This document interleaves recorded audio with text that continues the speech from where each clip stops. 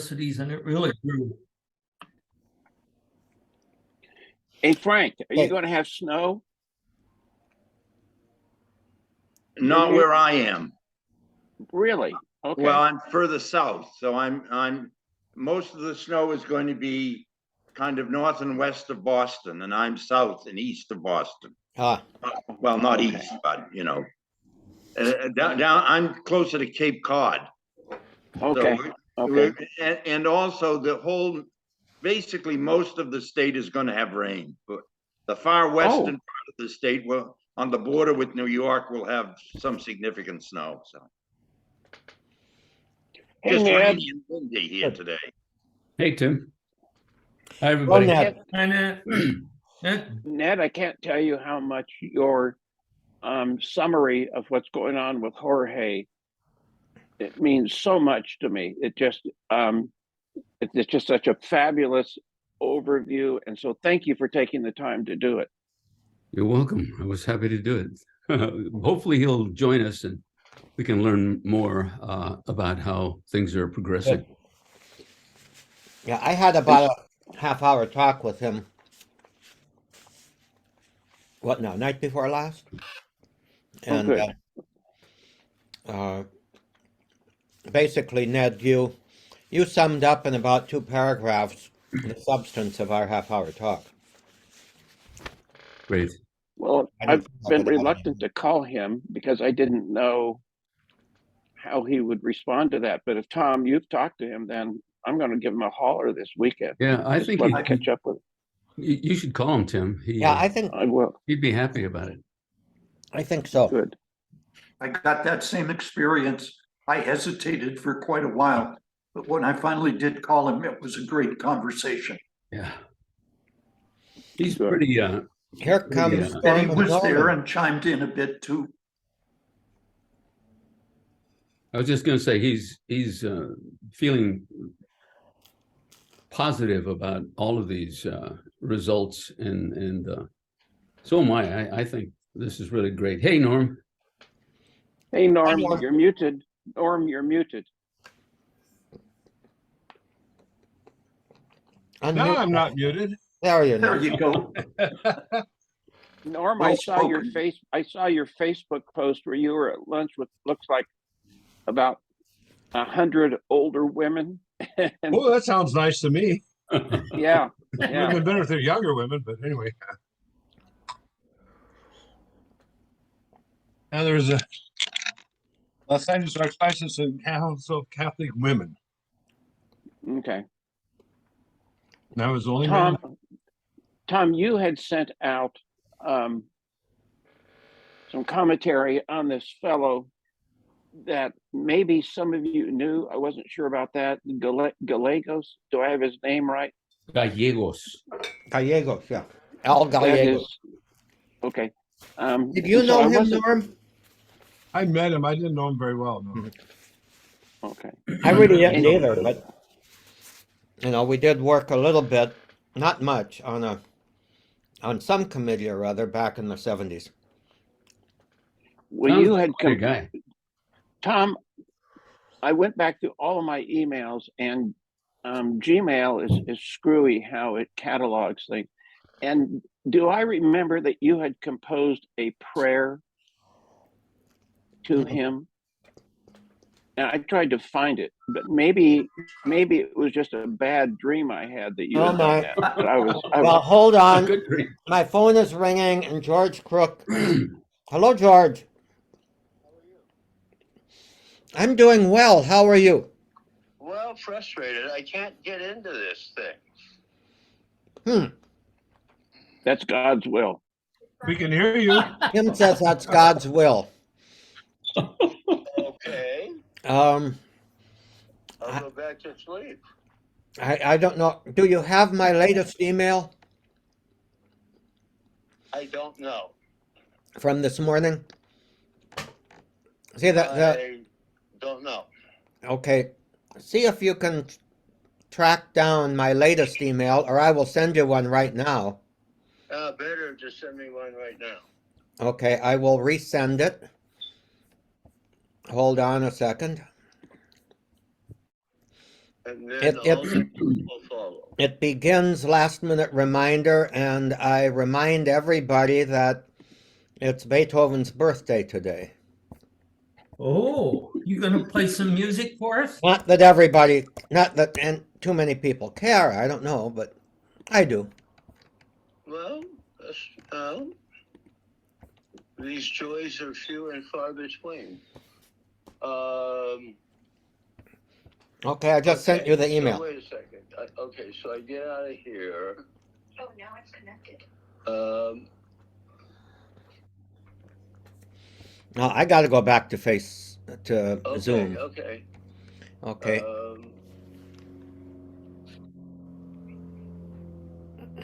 Okay, come on, George. You can do it. Well, I know.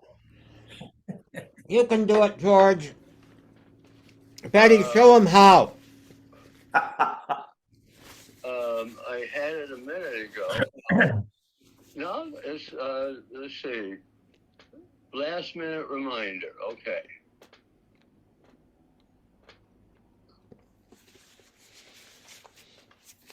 Norman, while we wait, what's the logo on your shirt? Was from Alamany High School. Alamany. I was there for 20 years, so I got a whole bunch of t-shirts, shirts. So I said, might as well wear them since I got them, you know. I got a Looks like a closet big Right. strawberry from here. like a strawberry. Is that their sports team? Or their... No, on that side. Let's see, has a Alamany High School logo. Here you come, George. Well, They were off the internet. That's what happened. the It host. sounds like Betty in the background helping them out. I'm letting you in. We're connecting to audio. We'd better hang up on the phone, otherwise there'll be a miserable, horrible feedback. We'll Yeah, see you. no, We'll I see you did. on Zoom. Let me use your phone. Please join audio. We hear you on audio.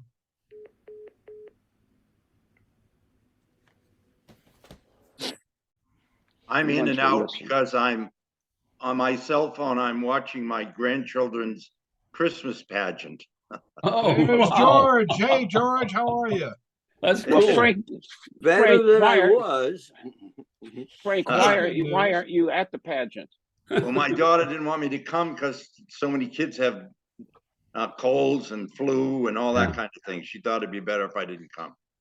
We're having a spike around here. Yeah, That's for sure. but let me Yeah. not take away from George's reentry here. Yes. Hi, George. It's good to Hey. see you. Thank you. Likewise. Welcome back, George. Yeah. You are back. Now, if you could just move your camera Up. and to your left, I think it would be. A little No, bit. wrong other way, left. wrong way. The other way. Other level.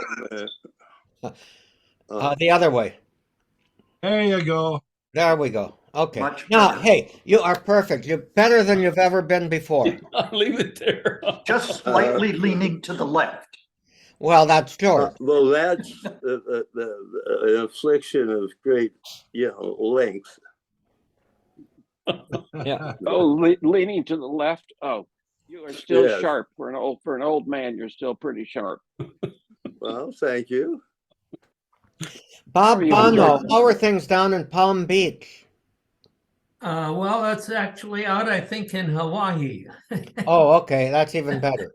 And I'm not there. I'm up here in northern Ohio, and it's chilly. It gets down to the 30s now, but no snow so far. Rain and overcast clouds, totally covering. Seldom see a blue sky, but getting along just makes me feel warmer. Right. Where did you say you were again? Northeast Ohio. Oh, you're back home. Yeah, Youngstown, between Youngstown and Canton. Yeah, I've You been look there, like you're in Palm Beach. as you know. Yeah, we Well, had it's a a nice couple of lunch miles together. from your home. Yeah. Yeah. We had I'd breakfast. rather be in Hawaii, though. Mm-mm-mm.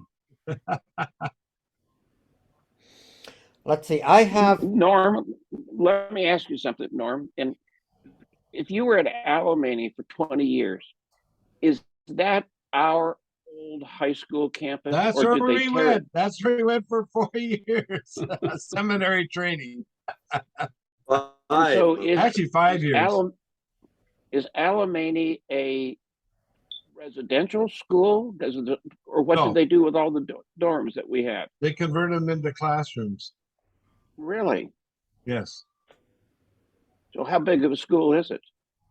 Well, it was when I was there for a while. It was 1,600, but then the pandemic hit and went down to about 800. Is it still at 800, Norm? I think it's starting to grow again. That's still fairly substantial, isn't it? Yeah, that's a good high. It's a good high school. Yeah. Yeah. Norm, what did they That's do? that's actually where Barney broke your jaw. Yeah, yeah, yeah. Happy Yeah. memory. It was, but my littlest, my youngest sister teaches at St. Anthony's, just down the road from you. Oh yes. And their enrollment really suffered, 10 years ago, and they're gradually building it back up. That's what And, happened to Alamany too. Everybody suffered. and she's retiring. She turned, Did you say St. Anthony's, Tim, in Long Beach? yeah. What's her name? Look her up sometime. Yeah, I need to do that. So maybe sometime in January, he'll be able to work that in. I have a question. Do you have a library there? Yes. To us. I think he's got a conversation going. Gotta go to the other side. Yeah. Process of working through my 50 years of stuff, that I've collected. And Tom, can you sorted mute him? out. And one of the things I sorted out. recently, Mute whom? A number of papers on. Bob. So I'm gonna bring that up for you. Gary, Well, except Bob is talking. I mean, can you mute him? He's talking to someone else. I clipped and have put them together, and there may be some other things. I also just turned a bunch of books in down at the diocese. Okay. Not talking to us. Oh, I thought he was talking to us. no. Hello, Okay, Gary. Norm. Hey, Gary. Norm, Gary. I'm only here My till si- about 11, only till about 11:15. George, how you doing? I'm okay.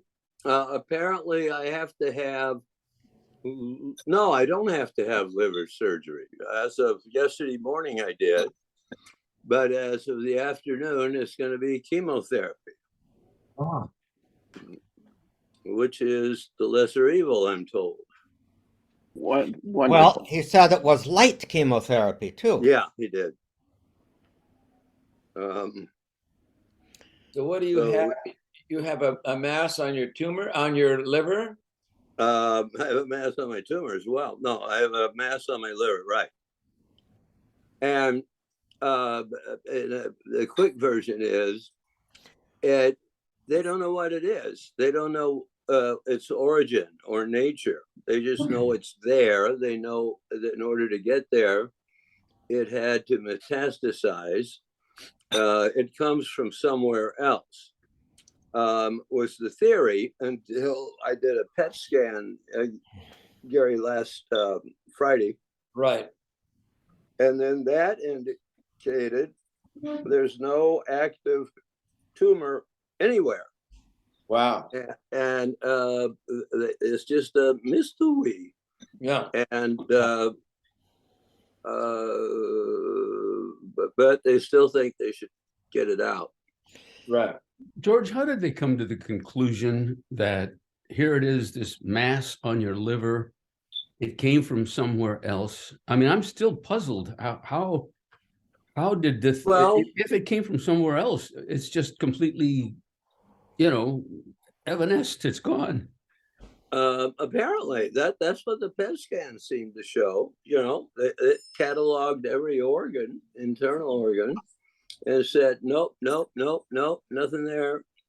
So what was your question, Ed? I'm sorry, I forgot. already. I just, does anybody have even a hypothesis? Yeah, about it? I do. I think it was as a result of the biopsy that they said that it was not liver cancer, but originated somewhere else. So the biopsy I suspect, that they can type the cancers from a biopsy. Is that Yeah, what but was they on, Tom? didn't, Tom. They didn't. Oh. After the biopsy, they said, we don't have a clue. They based it on the fact that Right. it was functional. They can't type it for other places, but they could type it that it was not liver cancer. Yeah, and the reason they did that primarily is my liver was just functioning just fine, Uh-huh. even back in the good old martini days. The other thought that I have, which is not the happiest thought, but it's the nature of things. The best that a PET scan can do is tell them that there is no detectable cancer. Well, Put it another yeah. way, and I have my own experience with that because my first PET scan after the PSA started rising showed no detectable prostate cancer anywhere. And then a year later, it did show it growing slowly in a lymph node or a group of lymph nodes.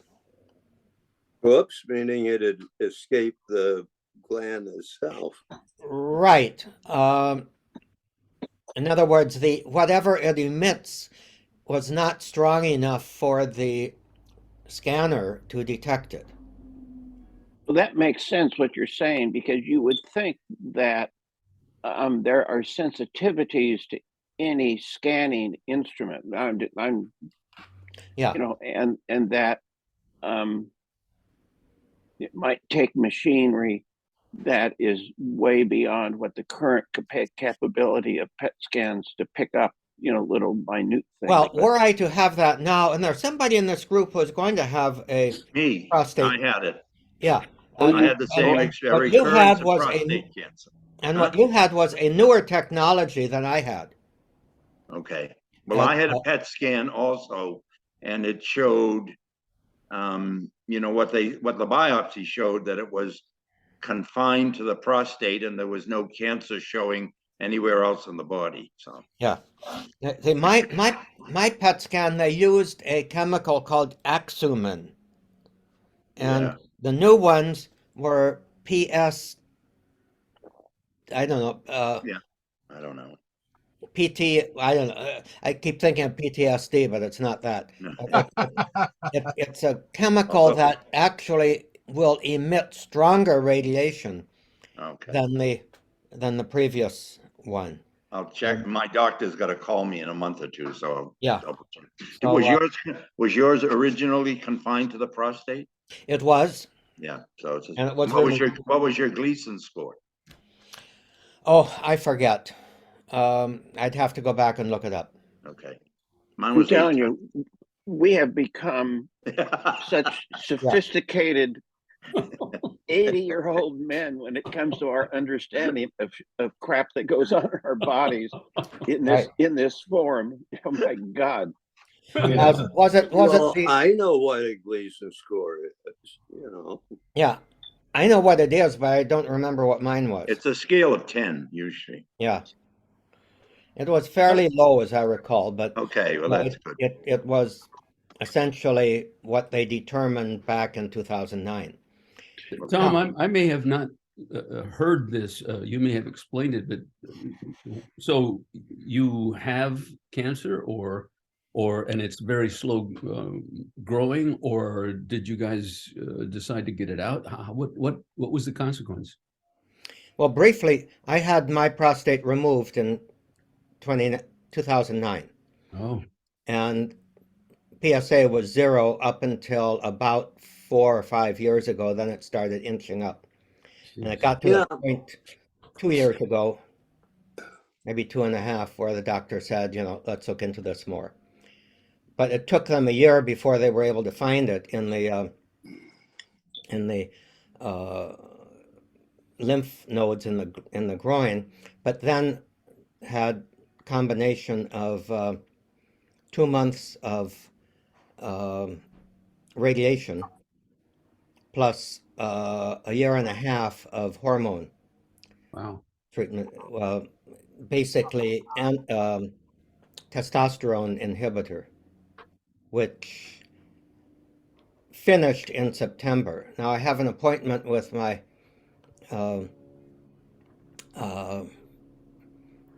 oncologist on Monday, a video appointment, and he's going to have the test results to kind of tell if anything is inching up now. And hopefully, he said, you know, that treatment regimen got it for the rest of my life.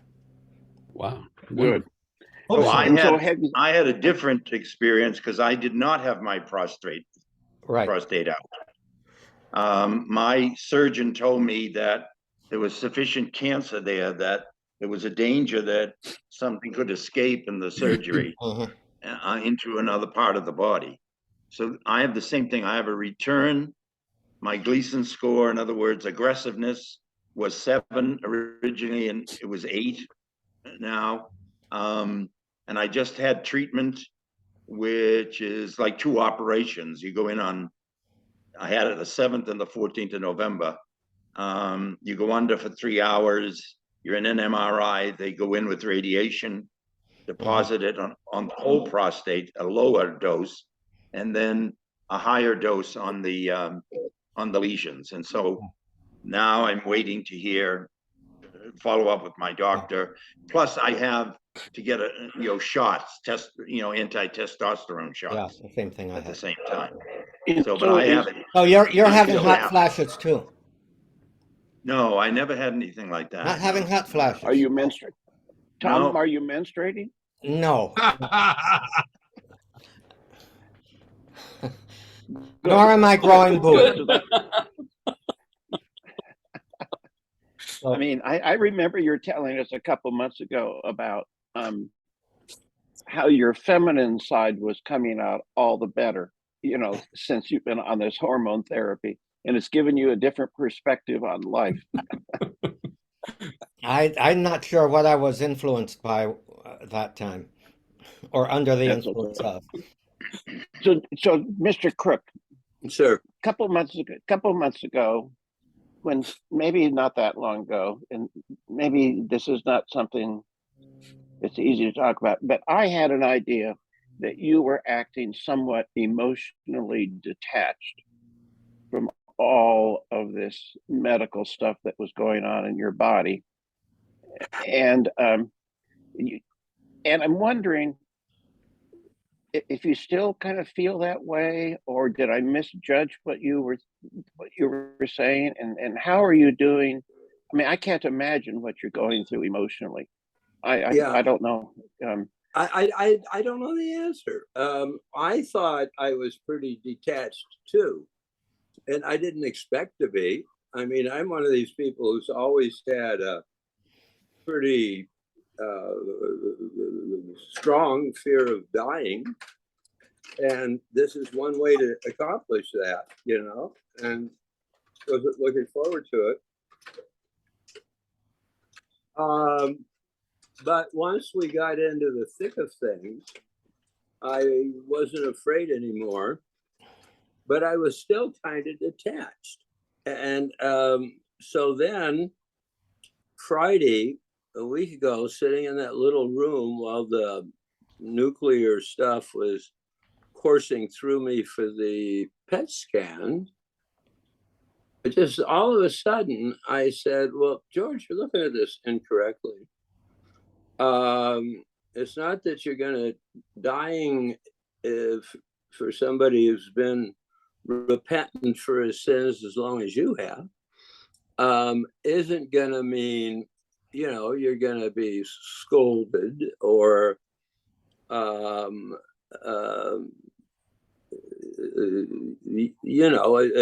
it become a bummer. Yeah, you should hand yourself back to God. And it's probably the safest move when you get, at the time. But you're also there to get your rewards when you go before the throne of Jesus, because, as I said, if you've repented your sins as long a period, then I go into the sort of the good guy camp by the grace of God, and I'll be told that by an authoritative source, you know. And so, what's to dread? It's not.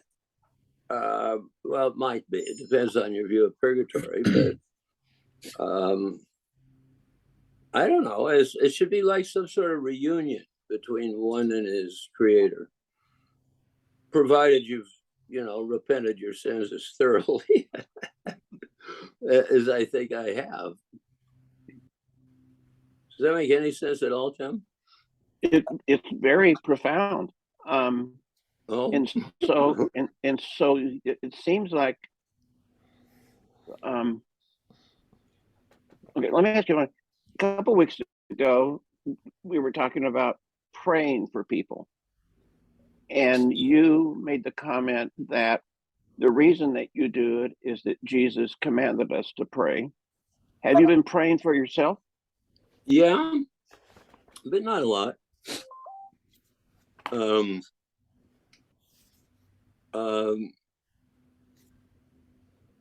Well, that's the answer. Not a lot. Okay. Um, Well, we've been praying for you. well, thank you. And I'm not about to say it's ineffective. Something worked about 3 weeks ago. It just changed my attitude. And in fact, when they read me the results of the PET scan and said, so we'll have to do something, but it's not the big deal we thought it was, I actually felt several minutes of disappointment. I mean, I thought I was going to go to God, and that's cool. And now I have to stay around here and put up with Chavira, That's your repentance. Yeah. Depends. Further, Yeah, that's your purgatory here. Wasn't But it it's- Sartre who said hell is other people? yes, it was. No, that was Donald Trump. Yeah. That was Trump. That was not Sandra. That was No, Trump. Trump would have, in a fit of honesty, would have said, "Hell is me." Yeah. That was really, yeah. What? Not to change the subject. I mean, I'm always up for talking about me, but what about Trump and that election? I mean, were you guys shocked? I don't think we discussed it, did we? Or maybe not. What was it? I was just shocked. About I what? thought the Republic. About Warnock or what? Just the election in No, general. not about Warnock. Trump already gave the state to Warnock once, but about just the breadth of the Republican failure. Like that lady in Arizona, and what's her name? Carrie. Lake. Carrie Terry Lake. Lake. Yeah. How did this happen? Yeah. Well, did anybody watch all for the it. NewsHour, PBS NewsHour last night? No. There was I a saw shocking the- statistic that was brought up on that 45% of Republicans still want Donald Trump as president, Oh, sheesh. which means, and this was an interesting comment, that if the Republican choices come down to Donald Trump and maybe just one other, the other one would probably win. But Trump was so skillful at just one by one getting rid of a bunch of competitors in 2016 that if there's a bunch of Republicans who are trying to oust Trump, that he will probably knock them down one by one. Well, he did it rather skillfully, in 2016. Or if the primary vote comes to Trump and one other person, the other person might get it, probably. But if it came down to Trump and 5 or 6 others, they would dilute the vote Take your phone. in a way that Trump would get it. That's a scary thought. Jeez. That's how the primary system works. You Yeah. know, Bob Dole said years ago, in the primary, he said Richard Nixon told him, in the primary, you run to the right, and in the election, you run to the center. Mhm. Because in both parties, the most extreme voters in both parties are the ones who go to the conventions and go out and work in the primaries and come out and work. So the most extreme candidate in either party actually usually has an advantage in a primary system, Mhm. but a disadvantage in the election because the vast majority of the electorate is somewhere closer to the middle. I agree with you. I think that's right. Yeah. And that's what you saw. Do you guys have all that much faith in all of these polls? My wife and I have made a practice now of on Sunday mornings or in the afternoon, because we tape all of this stuff to see, you know, there are 3 news shows on Sunday morning: Meet the Press, Stephanopoulos, and Face the Nation. Vaccination. Yeah, and you know, the last one that we saw, which was on Sunday, says that Trump's approval rating has taken a real big hit, that he's down in the 30s, that DeSantis is continually rising. You know, how much credibility can we give to these things? Well, there are 2 different questions there. His overall approval rating may be down in the 30s, but when asked specifically, 45%, at this point at least, of those Republican voters asked said that they would want a Trump presidency. I'm not Was sure there that the any- verb was want. I don't remember what it was, but Did Was there any of any you- response with respect to DeSantis? yeah. Well, DeSantis is an Bob- unknown quality Yeah. Yeah. and or quantity rather, both, I think. And you know, Trump is a master at destroying his opponents. Yeah. And I think he'll make mincemeat of DeSantis because DeSantis is uncharismatic, he's flat, he's bureaucratic. I think the only real opponents for Trump who really take him on and set him back are Liz Cheney and Chris Christie. Really? If you put those 2 up against him, he won't take them down, they'll take him down. In the Republican Party? Yeah. In a debate, not necessarily in the polling, Hmm. but in a debate.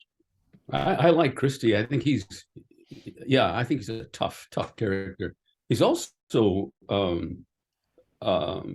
he reflects, it seems to me, the political realities and expresses them, I think, very well. I hope you're right. He gave a speech about a little over a year ago at the Reagan Library.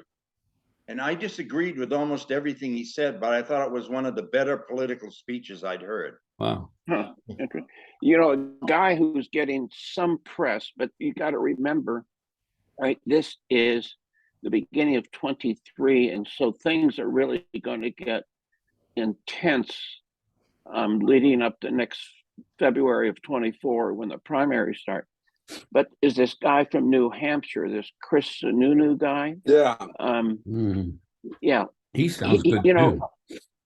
Yeah, he is. But the guy I'd like to run is this Adam Kinzinger from, is he from Cincinnati? Illinois. From Illinois. Yeah. Oh, Illinois. Yeah, yeah. I mean, the guy's got balls. He Let's does. admit it. He's got balls. He does. He hasn't but- taken. He's not taking hormone therapy. I tell you. Bob, Well, Bongo, I think Liz you've Cheney been- has more than he does, to tell you the truth. Do- What was that, yeah.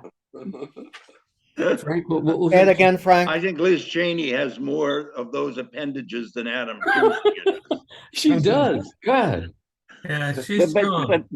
but truthfully, prior to the January 6th committee, which she has been stellar on, Mhm. you would not have agreed with her on a No. single thing. Not No. I mean, she was her father writ large. I'm Yep. telling you. Yeah.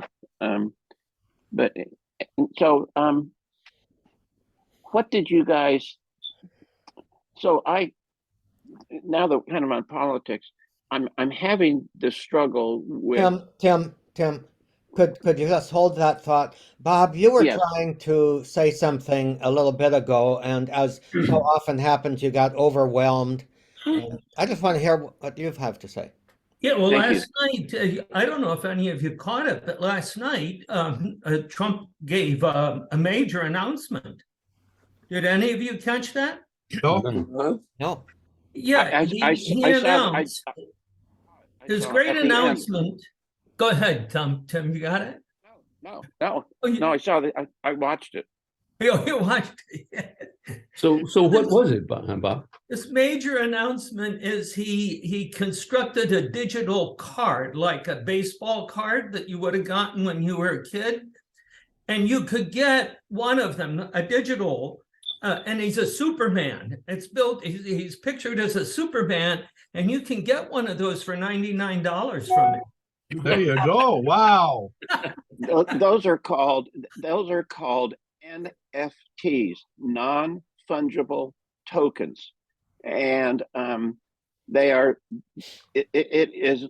I don't know if you guys are aware of the tulip mania that took place in the 16th, 17th century, where people Oh, yes. thought that. Oh, yeah. Yeah. Okay. Yep. And these NFTs have become a huge part of the underground economy. And I was at the barber shop,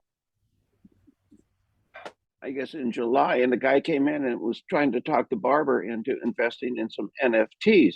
Well, what one do you want? Well, one was a portrait of Melania Trump that was a one-off only kind of thing. You don't actually get the portrait, but you get the vision, the image of it, but you're the only one that has it. The idea is that you own something electronically that will become so valuable, and they're called non-fungible, which means they can't be traded by anyone else. It is like a Mickey Mantle rookie season all-star baseball card. That's kind of where the idea came from. And so Trump's idea is that he can raise millions and millions of dollars by selling images of himself that are virtual. And so if you guys want one of those, maybe we could pool our money. There's 9 of us here, $10 each. We could have an image. You'll of not Trump. get a nickel out of me. That's right. You won't get a penny out of me. No, but then we'll have a dispute as to who gets the Superman, Yeah, exactly. who gets the cowboy, who gets the. That's well. You're putting yourself in the middle of something really big, Tim. Well, Okay. speaking of something really, really big, remember back in the 2015 or 2016 election campaign, there appeared mysteriously these huge nude statues of Trump that No. I were don't remember. No. taken down.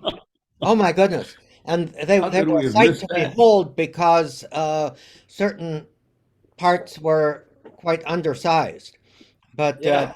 but I'm He just wondering addressed what that happened to in- those and how much they would be worth now.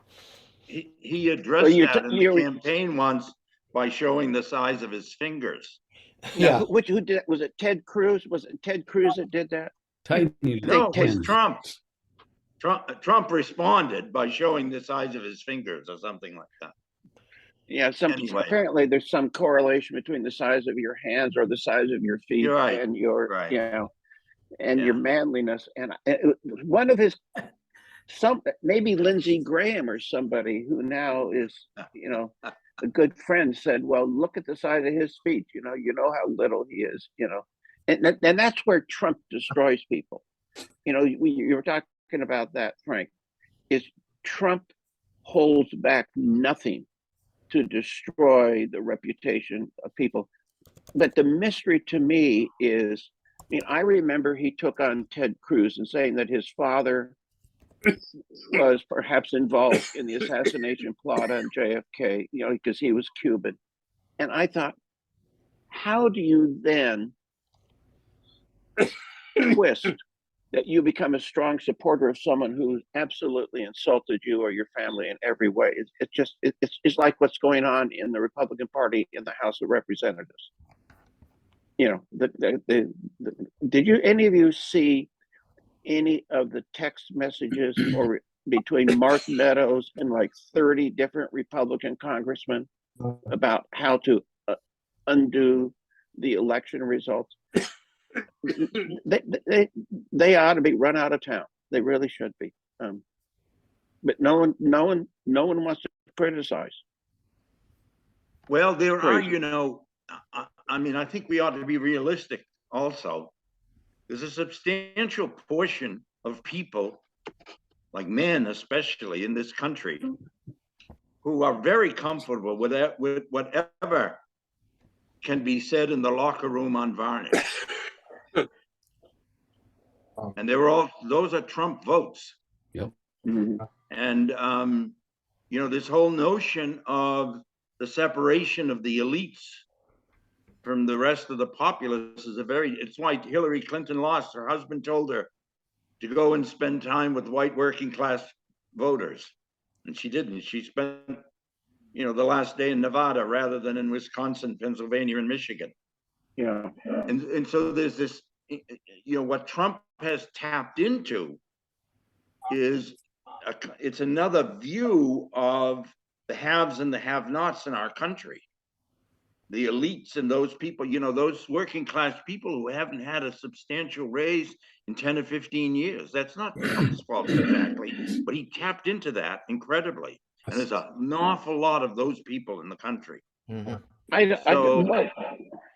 agree. I have to go, so I have a funeral right now. So I just right when you're getting some good heavy stuff, I'm leaving. You could watch the video. There you go. You can watch the video Pick it up start at on about your phone 45 as you minutes. drive, Norm. Pardon me?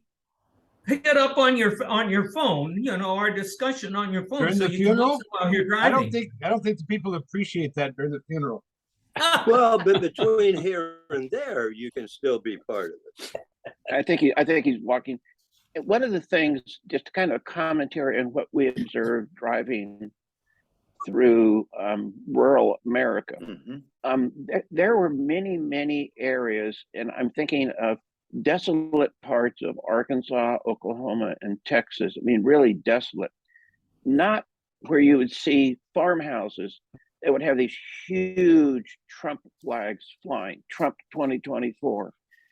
Or you would see guys in pieces of shit pickup trucks with Trump 2024 on the bumper stickers. And Sandra and I were talking about it. She said, what is the appeal that he has to these poor people? I mean, Sandra has been several times to Mar-a-Lago when she was actively involved in Palm Beach County politics. And she said, if any of these poor farmers or working class people that are driving around with Trump flags, Trump bumpers, ever saw how he actually lived, they would be probably repulsed. And so the mystery to me is, after seeing this, I mean, or the one that disturbed us the most, and we would travel with two other couples, you know, we kind of mini caravan, and both of those couples were from Texas, and they were anti-Trump people. One place we passed in Idaho, southern Idaho, which is really Trump company. Oh, Huge flag. There were some kids out there waiting for the school bus to come by. So they're out in front of their little farmhouse with a huge flag that Dad had flown with F. Biden. You know, and I don't know if you know that there are flags that have that printed on them. Idaho's Nazi country. Yeah, I know it is. I have relatives I in know. Spokane, and I mean, in you know, Idaho's the neighbor. I mean, in Coeur d'Alene, 15 minutes from Spokane, well, half an hour from Spokane, the outskirts. But yeah, Idaho is Nazi territory. It truly is. Guys are crazy. My, Folks, yeah, my brother was stationed at Fort Lewis, and he was part of an MP group, kind of national intelligence group, and they used to try to infiltrate some of these white Aryan groups that were in Coeur d'Alene and all of that. Yeah. And he said they were scary. Yes, I mean, they are. they had built armed camps and all of that. And that's people that Trump appeals to. Well, Well, certainly but they. he appeals, I mean, those are the extremists that he appeals to. He appeals to, it's the other people in those, living in those poor housing in rural America, who he doesn't care about. But they've had such a bad deal for so long. They're not interested in the sophistication of trade deficits or balance of payments or any of that kind of crap. They're just interested in the fact that their life hasn't gotten any better for the last 10, 15, 20 years. And he's tapped into it. They're angry and he's angry. And so so they don't ask other questions. They just say, a pox on all of them. This guy's asking the kinds of questions we want to ask, and he's tying into my rage. But And I think the elites, and especially the Democratic Party, has gradually begun to forget those people and focused on the coastal areas and the urban areas, et cetera, where their vote is.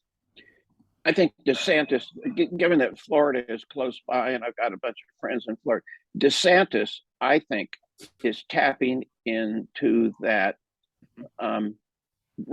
blue collar, working class set of irritations, because you never hear him, and every time he's on, we get it here in our Asheville stations. So every time, so what does he talk about? He talks about, oh, it's not fair that your kids have to wear masks in school. It's not fair that you have to be vaccinated. I'm going to sue. I'm going to have investigation into the farmers. Everything is what I call a cultural wedge issue, which absolutely plays into the blue collar, not well educated, working class mentality.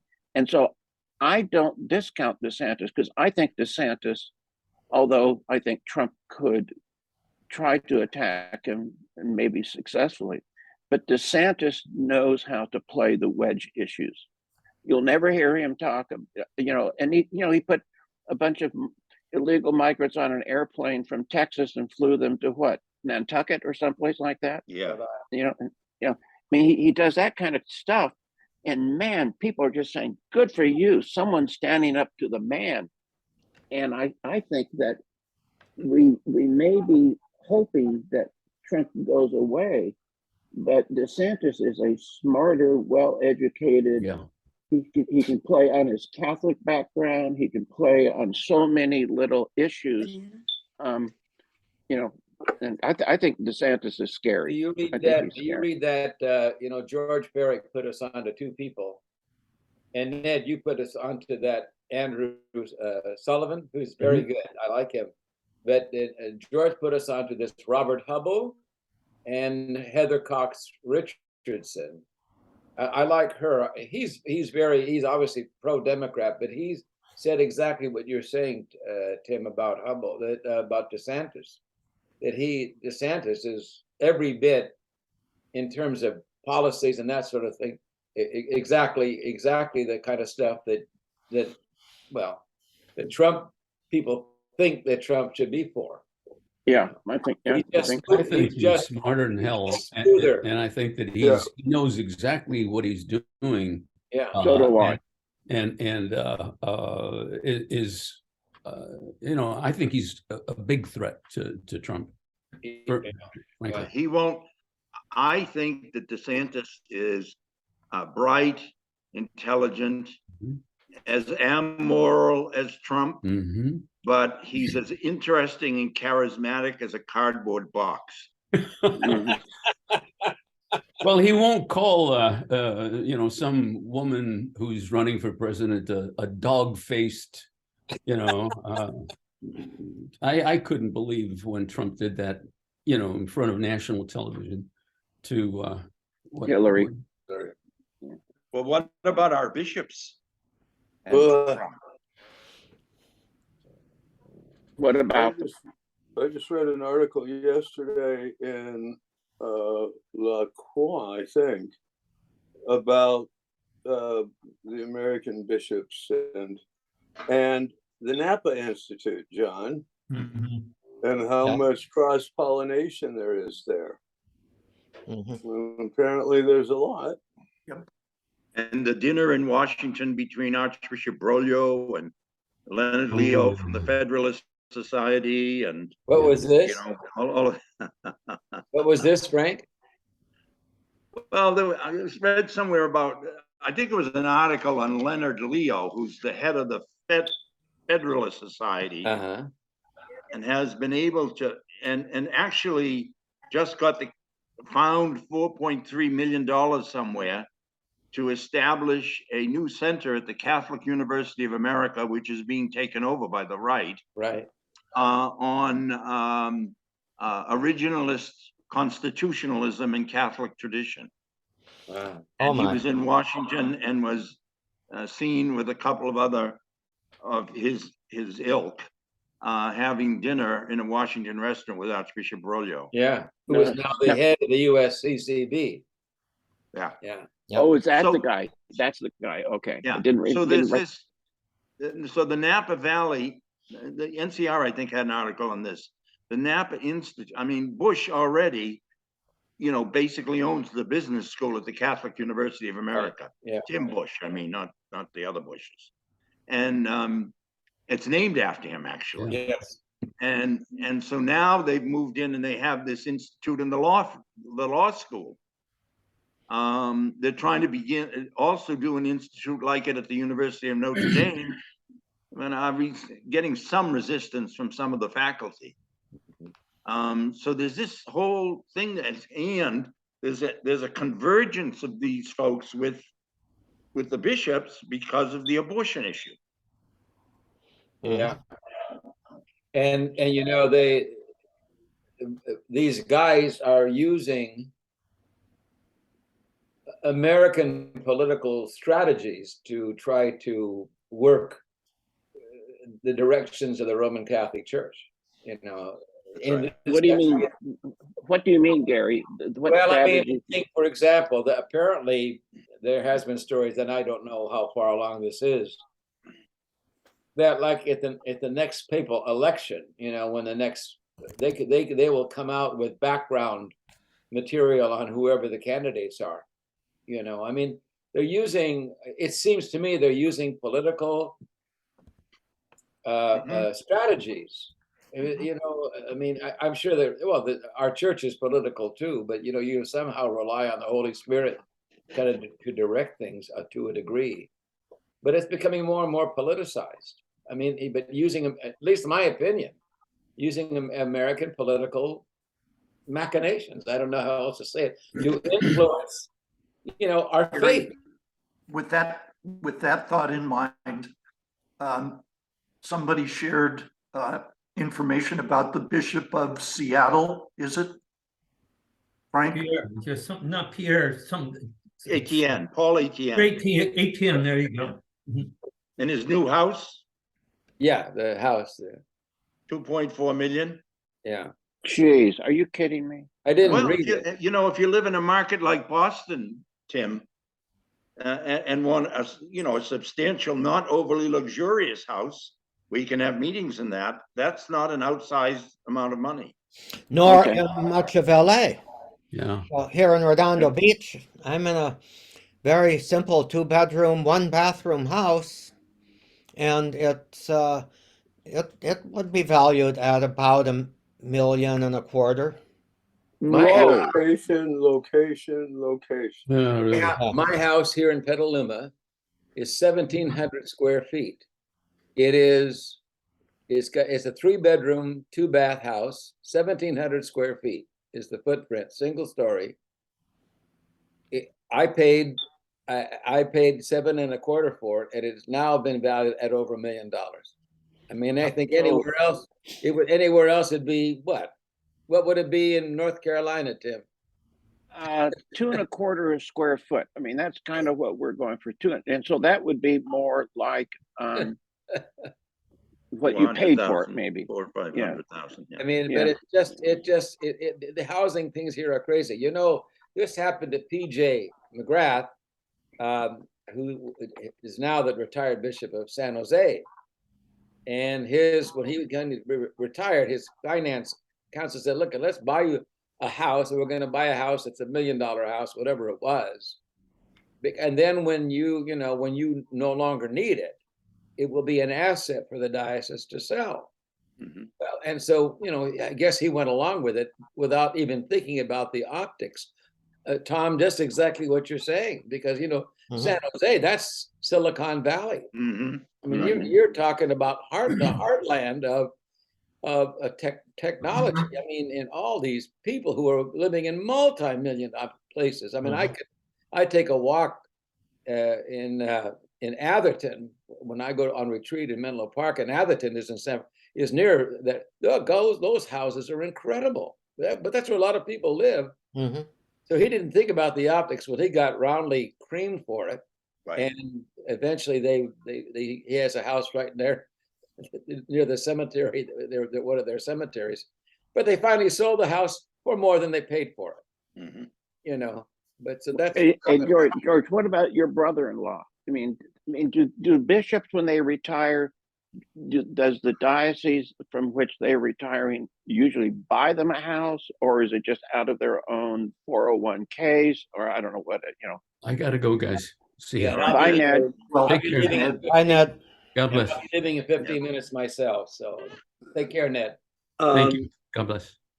What he did when he was still the ordinary years ago was purchased a pretty expensive house. The diocese purchased it for him. And the rationale was, Bishop, it's not the ostentatiousness that is the reason behind this. It's that you entertain people. You have the Universalist whatever over for cocktails once a year. And so you have to have a place that's fit for that.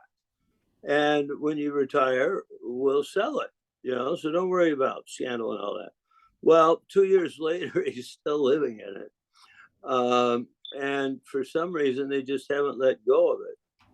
And they bought him a new house, but he hasn't moved yet. I think Gomez and Mahoney had a real fight, didn't they, Tom? About, a year or so after Gomez became the ordinary, Roger still hadn't moved. Well, actually, Roger had intended to retire into the cathedral rectory. And Gomez basically, I think, kicked him out. So he went up and retired into St. Charles. St. Charles in North Hollywood, right? Hollywood, Yeah. So I think it raises a larger question as to whether or not we ought to view a bishop on the same level, say, as the president of a university who needs a nice house in order to entertain, or is there do we need a new profile of a bishop as who's going to entertain people if he wants to in a modest setting, so they get the idea and the notion that he's not a potentate, he's a servant. Yeah. And I think that, they can go someplace else and hold those service kinds of things. Wilton Gregory, when he was down in Atlanta, he got into trouble because they were moving him from where he was, and they were going to, I don't know, I don't remember the details, but they were buying this big, precious place down in Atlanta, and they nailed him, so he backed off. I don't know where he's living in Washington, but I think that's significant. The other thing that I'm aware of for ATN is I think that they had a cathedral residence, I guess, for the bishop, and it was worth $8.7 million or something like that. So in a certain sense, because that's what the archbishop used to live in, now he's downsized to a $2 million tolerable. It's a real So in some downside. respects, there, yeah. But I do think, what was the name of, Frank, you might remember the little bishop down in Brazil who was up in the north there, and he was a very humble guy. Elder That, Camera? The Camera. Camera. yes, Elder yeah. Camera. yeah. He was the example, and I think there were about 40 of the other bishops that Elder were Camera. at the Camera, yeah. In Rome, they established a little group of, they were going to be poverty, bishops living in poverty. That was their choice. And I think there were 40 bishops or something like that. I don't know if it's still going, but to my mind, Jesus was a pauper. He never got a big house. He didn't have a place to lay his head. Yeah. He was on the road.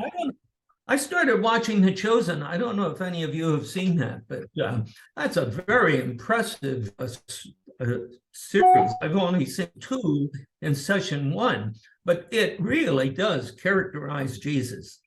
Well, then And keep he's watching, living in a Bob. tent.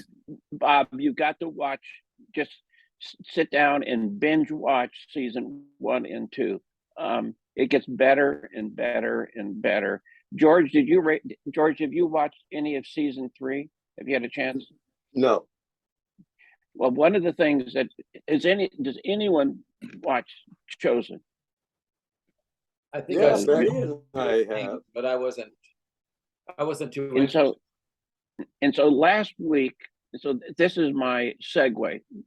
So last week we were talking about, and actually I printed out Fred's essay on Jesus, the human being, and Yeah. Jesus, the son of, about, was, because I think, Bob, you had mentioned something about this Jesuit had not argued, but maybe posed the question, was Jesus surprised when he woke up on Easter morning, with the fact that he was risen from the dead?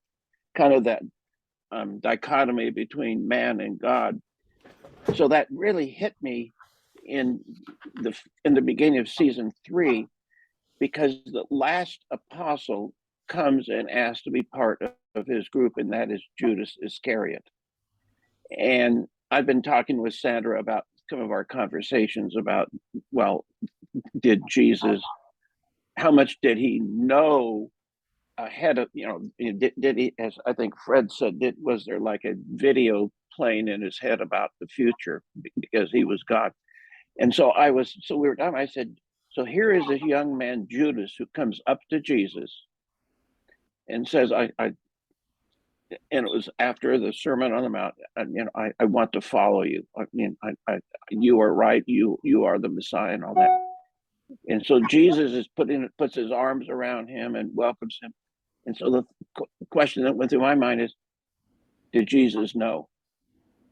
Did Jesus, God, the God part of Jesus, did he know what was going to happen with this guy Judas?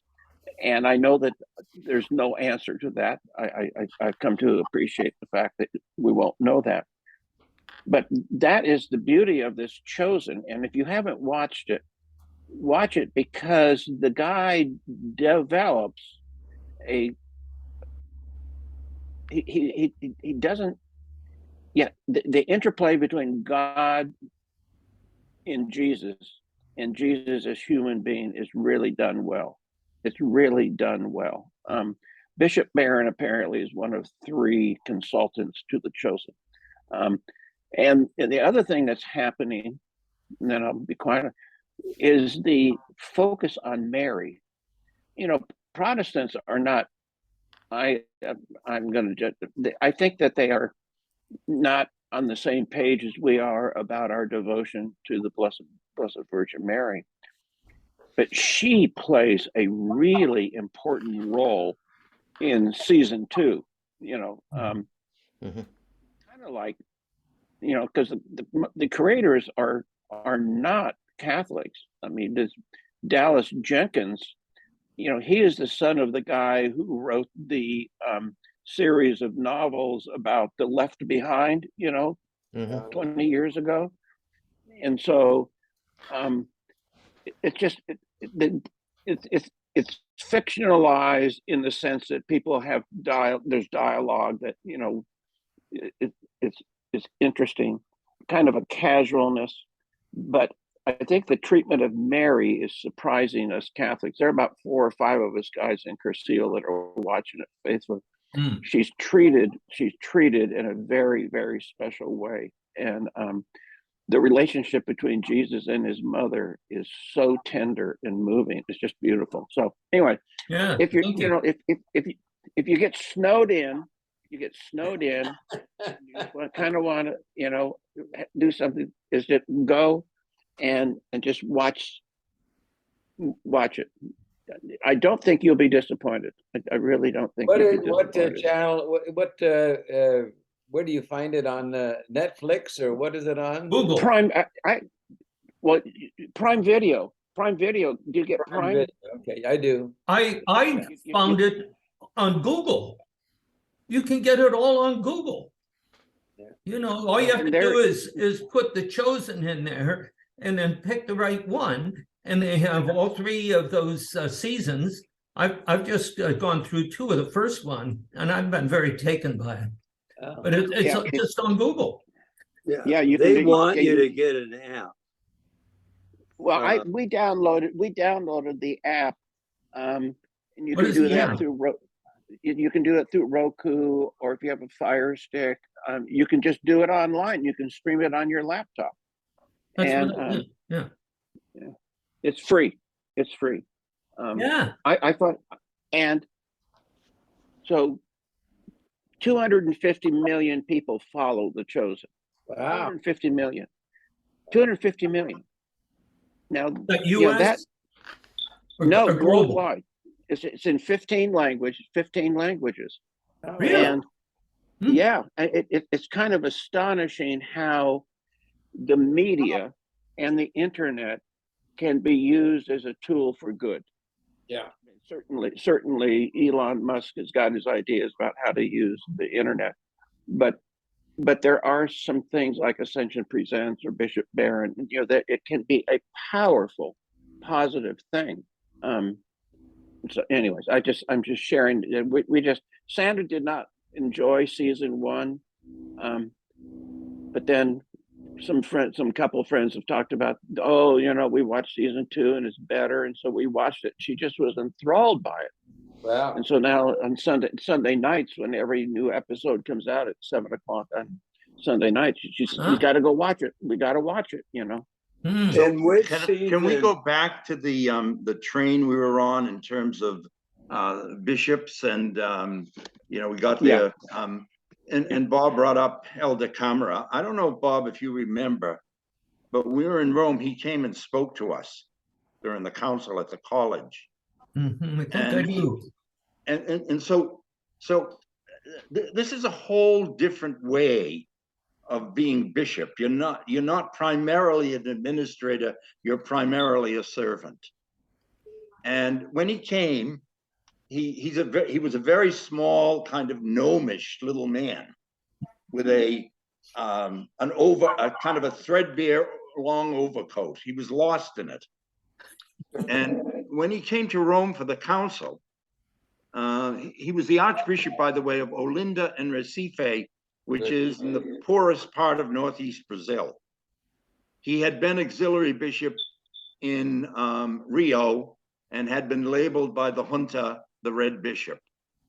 And so he came, he gave this talk. And what he did when he came to Rome, he had an arrangement with a group of nuns to stay in a hospital. And when he arrived, they took him to the Archbishop's suite. And he said, no, a patient's going to need this kind of room. Put me in the hallway and just put some, now this is very extreme, you know, put some screens up around me. That's where I'll stay. And then he came to, I've used this in homily so many times because it's somewhat dramatic. He said that when he arrived in Olinda, Recife on his first day, this place is desperately poor. And he got out of his car and there was a house for him. And they had set out a long red carpet from the edge of the road up to the house. And on the front of the the house on the porch, they had put this red brocade chair with red, no, a gold brocade chair with red and all that kind of thing, suitable for an archbishop. And so he said, I got out, and as I walked up, I said, I can't sit in that. My first impression to my people. So he said there were all sorts of children running around. This little half-naked urchin was running around. He was coming, pulling on my cassock. So he said, I picked him up, and I choked up, and I turned around, and I said to the assembled folks, I put the little child on the chair, and I said, I'm your new archbishop, and this is Christ the King. And so it, you know, it isn't so much where you live or what you put your head in.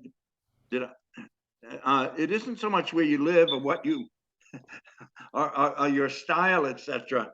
It's that kind of thinking that I think would give the bishops more. Now, you know, people move to things, and their own desires and things have to be taken into consideration. So I gotta go. you know, I don't want to Frank. just. That was beautiful. See you. Okay. Thank you. Bye, Gary. That's beautiful. Thank you. Thank you. I just don't want to go out and say that every American bishop now should live in a little house and, you know, drive a, you know, a smart car. But there's a kind of a movement, or at least an inspiration they should have from a story like that, that it seems to me that would give them more guidance about the kinds of decisions they have that are apt to make people's eyebrows raise. And I'll bet when they have their bishop school for newly appointed bishops, Yeah. I'll bet when they talk about residences, it's in the other direction. You know, it should be a residence with sufficient gravitas for your position. And I would bet you, I don't know. Well, Francis certainly offsets that, because as soon as he was put in, he said, I'm not going into the palace. I'm just going to take a room over here at the hotel where everybody else goes, you know, and that's where he's lived the whole time that he's been. He sits The down guy for is- dinner with people, you know, he's not off in a private room. And he drives in a Fiat 500. Right. Which is a crap, So which the- is a crappy car. There's a thematic here, it seems to me. Again, that's the thing. There's a thinking tone there that kind of comes through to people, and it's a pastoral gesture. And you know, moving into a $2.5 million house, even though, you know, to give the Archbishop his due, that is not as outrageous as it seems given the housing market. Yeah. On the other hand, it should at least raise some questions in his mind. Flags should go up when that's what he's doing, even though, like in Archbishop Etienne's case, as Bob said, he was moving from 8.3 million to 2.3 million or whatever. But when million comes in, flags should go up. See, I don't see why it can't be a very simple lifestyle for the bishop as a bishop, but when he needs to have a social gathering, there's all kinds of facilities that you can go to, and you know, what do you, and then you have to dress the house up and have all this furniture, and you know, it just seems to me it's overdone. Frank, I would love to see you write up what you just talked about into Camara. You know, I think that would be a beautiful write-up. You've got it. I mean, you've got it already in your mind. I'd love to have you write it up, submit it to AUSCP, because I think it's something that we could distribute to priests then, and perhaps even send it to all the bishops and say, hey, you know, we have a thought here we want to pass on to you. Okay. I just sent you guys an article about him. Is out of Wikipedia, so take it for what it is, but about Camara. And apparently he was a main proponent of this liberation theology that was running through Central and South America. And he died in 99 at the age of 90 something. So he had to have been someone who really pricked the consciences of other bishops around the world as well as certainly politically. He probably irritated the regime in Brazil, no end, I'm sure. But a humble guy. Everything I was just reading, the humility is kind of his calling card. Wow, geez. My bishop just lives in an apartment complex. They don't have in Charlotte. And apparently he comes into the office like once a week. We'll go and travel, do some confirmations occasionally, but he's really AWOL almost all of the time because he's essentially an extremely shy guy. But he doesn't have a mansion. My bishop gave up his mansion, partially because they sold the area, and he lives in the cathedral rectory. And he dresses as a Franciscan friar. He has a cardinal's zucchetto on and a pectoral cross and a ring, a very simple ring, and wears sandals. Capuchins, yeah. There's this hilarious picture of him when he took possession of the cathedral, sitting on the throne, beautifully vested with the mitre and everything like that. And you look down and his bare toes are sticking out from under the vestments. And he actually lives that without being ostentatious about it. One wonders, has anybody ever seen Chaput in his Franciscan garb? And he and O'Malley were classmates. Yeah. But I don't have a recollection of ever seeing Chaput and dressed as a Franciscan.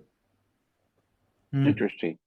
O'Malley has been, one time, he used to come to the rectory where I lived on occasion from the airport because we were very close to the airport. We were between the cathedral rectory and the airport. And if there was no cook at the cathedral, and we had one that night, and he'd come in late, he'd come for dinner. And I remember one of the other priests telling me one time he came in, I wasn't there, and he was in a black suit, and they noted, I haven't seen you dressed like that before. He said, well, I don't very often. It's the only black suit I have. And he does cardinal up when someone asks him to do it for a fundraiser or something like that. But in the main, he does not. He simply wears his Capuchin habit. Capuchins are an interesting breed. They were in our parish for 28 years, and it's kind of how we thought priests should be. Until we, Did anyone see, by the way, Bob, you mentioned Atlantic a lot, and I get the magazine, and this week this month there were two articles, one on German memory, how the Germans memorialized the Holocaust, and the other one, very interesting, by David Brooks, on the interaction of his artistic expression and his faith in Bono, the Irish singer. Did anyone see those? I just actually, I got the Atlantic, but it was being delivered to my former parish. Oh, okay. It's been two of them for 2 months. They've been sitting in there. I think I just picked them up yesterday, and so I just went through them. So I have not read them, but they have a lot of really good stuff. Atlantic really puts very good. It's very thoughtful. Yeah. Well, didn't Brooks spend like 3 days with Bono? I think so, in Dublin. Yeah. And interviewing him, and I think that article. But I'm sure there will be more coming out because, God, 3 days, you can get an awful lot when you're talking with the same guy for that length of time. Well, I think Brooks is also himself, at least for the past 4 or 5 years, has been in a kind of a transition. Not so much. He doesn't want to shed his Judaism, but he's a devotee of St. Augustine. Yeah. The other We need to realize more and more that, being a disciple of Christ does not require shedding Judaism. Yeah. And, even those who are not born Jews who become Christian are actually becoming Jewish by the very fact that they're becoming Christian. Yeah. Here's the Bono piece that you Yeah. just talked about, Yeah. Frank. I haven't had a chance to even scan these things, Yeah. but yes, they have a lot of good stuff. Bob, but you had put us on to the Atlantic's Advent visions of the universe, you know, taken from the Webb and the Hubble telescope. Do you remember suggesting? I get those on Facebook. It's every day. The Atlantic sponsors this photograph taken by the James Webb telescope or the Hubble. Those things are absolutely mind-boggling. Just so. You remember you recommended that to us, Bob? I didn't realize they were doing something every day. They Yeah. put out regular Every day. collections of all kinds of imagery from all around the world. And I get those, but I haven't. I'm glad you mentioned this, Tim. Oh, they're I'll check that. spectacular. Yeah. Spectacular. What's We it had- called? Just the Atlantic. I'll tell you just Yeah, while if you can guys get talk. that link. Yeah, because I'm very taken with that. I'm I have to give a retreat in March at one of our bigger parishes here, and you know, I think it's important that we move Catholics into a much bigger picture of who we are and where we are. You know, we're part of the universe. And, you know, I think that a lot of, I'm going to just say when I grew up, I think that it wasn't heavy or anything, but I think there was a sense that, you know, yeah, it's a beautiful universe, but it's all going to collapse. You know, it's all going to just go boom. It just keeps getting Yeah. bigger. You know, I God, get it on, yeah, Bob. I get it on Facebook. I get it on Facebook, and we're on day 15. And every single day they do one of these images, and they have a description of what it is that we're looking at and stuff like that. It's just, yeah. So It's Well, called What on is the Facebook. Facebook page called? well, it's called the Atlantic Photo. The Atlantic Photo. Yeah, I've seen that. Yeah. Oh, I I've don't seen it. use Facebook. I jumped off of that. I'm not happy with well, it. you might be able to just get it if you just go online and just, Yeah, you know, I'll Yeah, I've search. gotten for it the- that way because I don't use Facebook and I've seen that. Yeah. Uh-huh. Okay. So the mystery. So when we were in Pendleton, Oregon, we went to mass, and there was someone who was parked near our group that had an Airstream trailer, and we saw that they were at mass, and so we said, hey, you want to go to dinner afterwards, because there was a microbrewery that was of some renown, and the guy is a very sophisticated astronomer and amateur astronomer, and in fact he takes photos of this through this powerful telescope and then enhances them, you know. And so I asked him, and this may be something you guys know, I said, you know, when you see these renditions of Hubble photos or James Webb photos, the colors are so absolutely phenomenal and rich and all of that. And it turns out it was a naive question. I said, so is that what the telescope sees?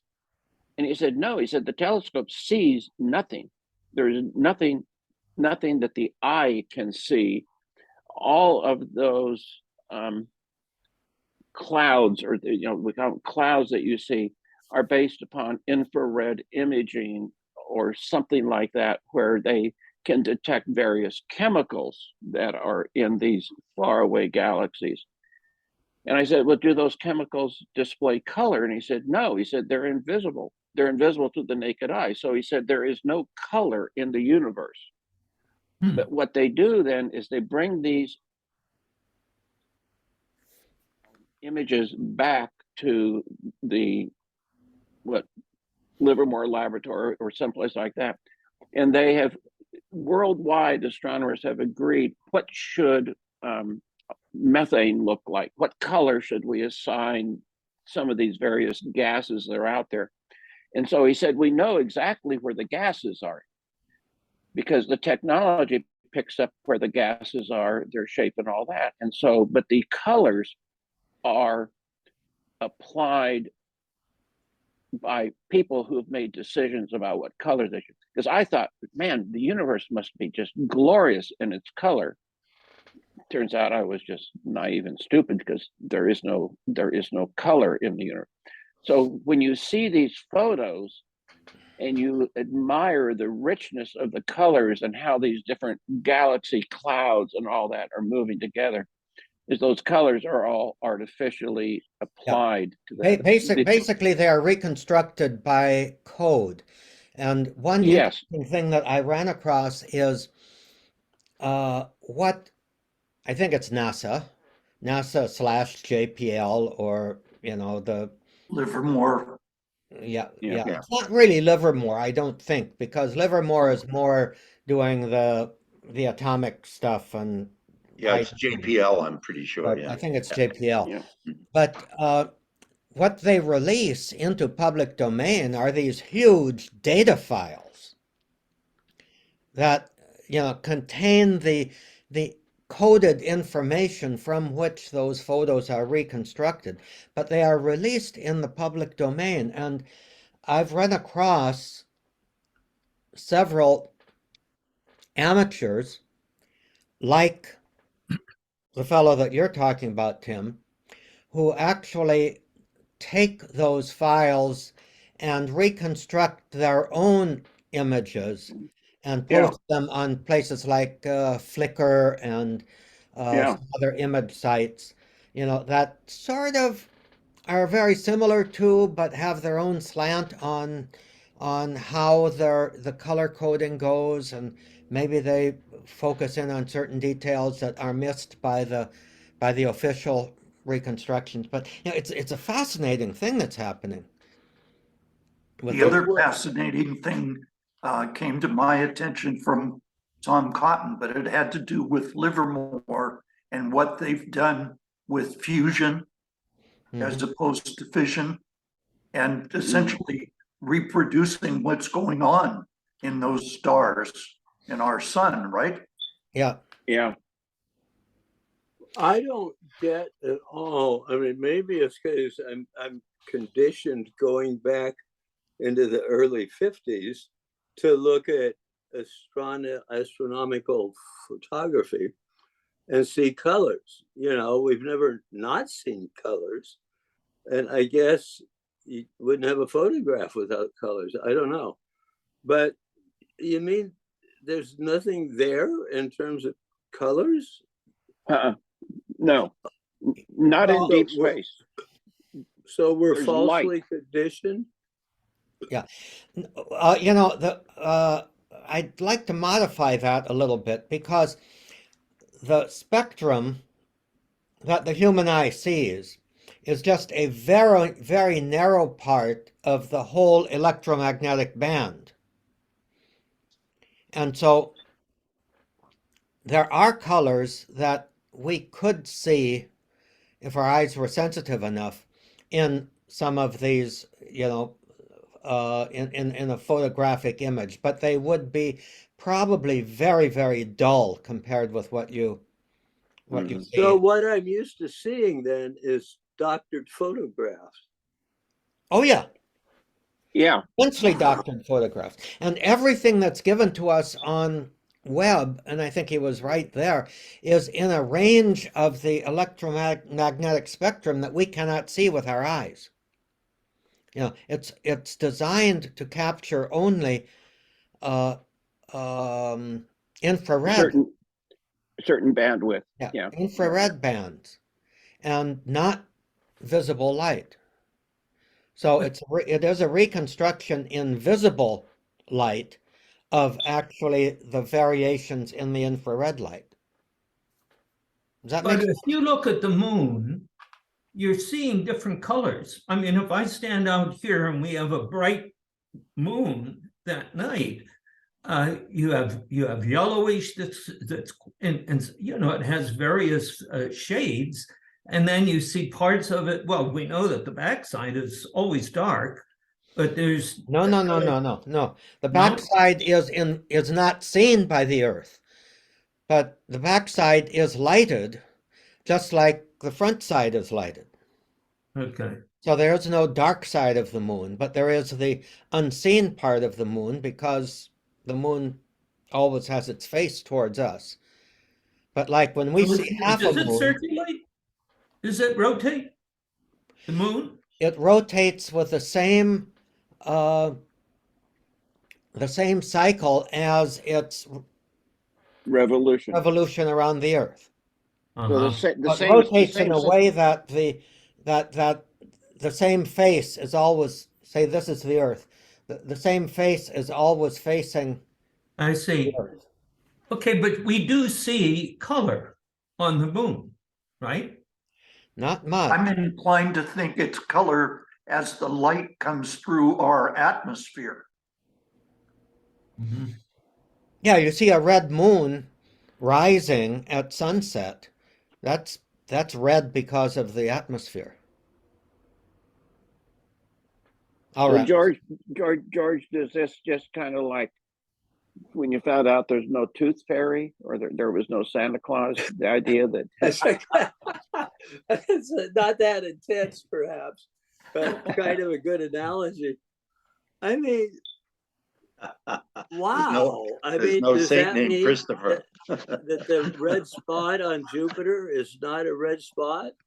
That No. gas- It is a red spot. Is it as red as Johnny's sweater? That would have to Merry be Christmas season. enhanced. But it does, that does emit visible red stuff. But you look at the Orion galaxy or the Orion Nebula, for example, and most normal light photographs of it would simply show white with a little variation maybe in color. But then you photograph the whole broader spectrum, and then you have to say, well, how do you handle way over infrared light? Well, let's make that red. And how do you handle way over ultraviolet light? Well, let's make that blue. Well, then how do you handle X-rays that you perceive at that spectrum? All of that kind of thing. You have to sort of assign in the photo, you have to assign a visible light band to represent, let's say, X-ray radiation that's coming from certain parts of it, or another band of radiation. I watched an interview with an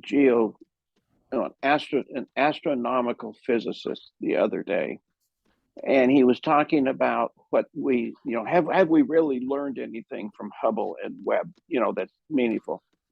And he said, oh, absolutely. He said, the whole scientific community has been turned on its head by discoveries that we've had.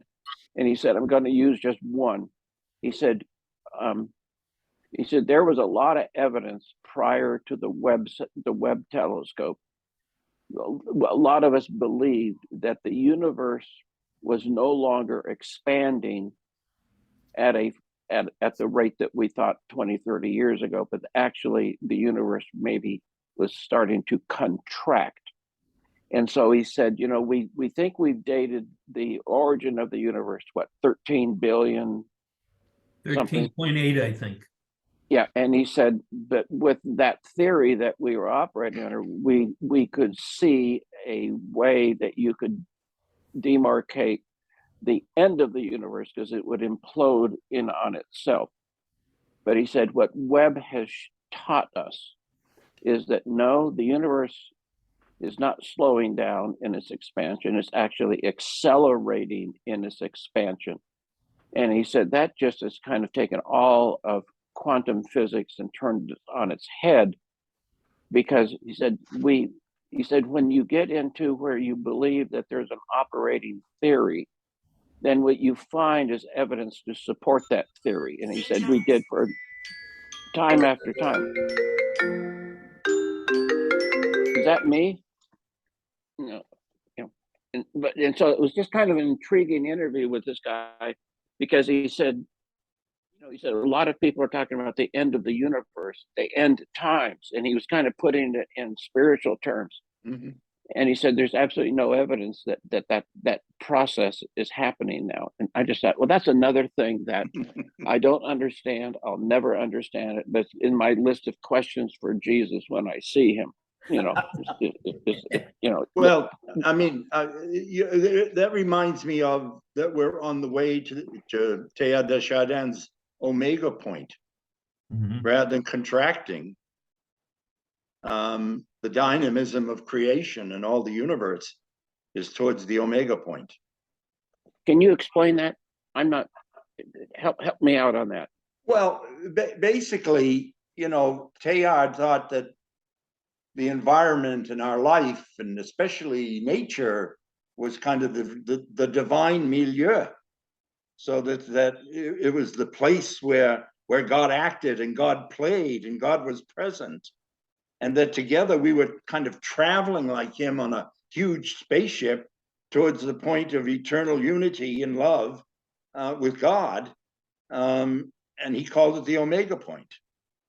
And he said that both his knowledge, his scientific knowledge, there was a convergence between his scientific knowledge and his faith that took him to that same point. And maybe you can correct it if I'm, like Rachel Maddow, she asked to be corrected if she's off. Bob, I'm trying to wrap my head around Teilhard. I think that it's amazing, and the point I would make is that omega point is not outside the universe, but it all comes together. Everything comes together. He started as a little boy picking up stones, and he became convinced that God was in that stone, that a stone, the holiness of God is in stones. He had a great reverence for it. And I mean, his thinking was just phenomenal, so much so, loyal Jesuit as he was, very committed to his Jesuit training and all the rest. They said, stop publishing anything you're writing, because they couldn't take it in. So what he did was he found a friend, and he would write all his stuff and send it to this friend in Paris, who then distributed it, kind of mimeographed it or whatever. So he never violated his Jesuit direction, but he kept writing his stuff. And now that's all Ilia de Leo at Villanova. She's got it all. And she's very, very, very impressive. Bright as heck. She was a chemist.